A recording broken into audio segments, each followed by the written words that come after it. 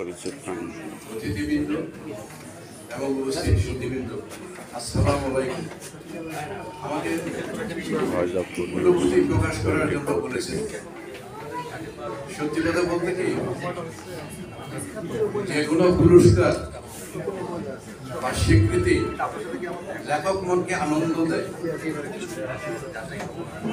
এই ভালো লাগা বলে বোঝানো যাবে না, সুখকর অনুভূতি নিয়ে আসে। এই প্রাপ্তি আমার একার নয়,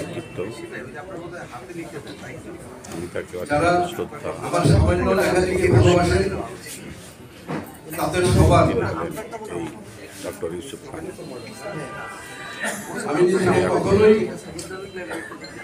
লেখক মনে করি না, একজন পাঠক মনে করি। তারপরও এই মুহূর্তে আমি অনুপ্রাণিত, সম্মানিত সময়ের সাহিত্য কণ্ঠস্বর একটি প্রগতিশীল পত্রিকা অধ্যাপক আবুল কালাম আজাদের ব্যাপারে বললেই নয়।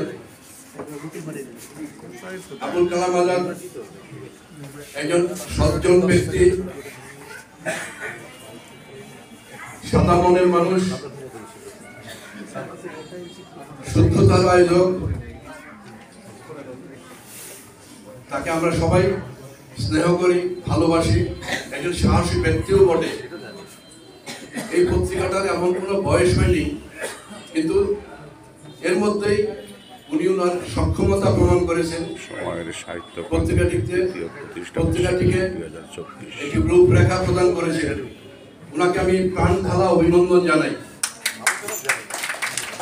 সেই সাথে পত্রিকাটির এই অবিরাম পথ চলাকে আমি স্বাগত জানাই। পরিশেষে এই পত্রিকাটি উত্তরোত্তর সমৃদ্ধি কামনা করে সবাইকে ধন্যবাদ জানিয়ে আমার কথা শেষ করছি। খুদা হাফেজ।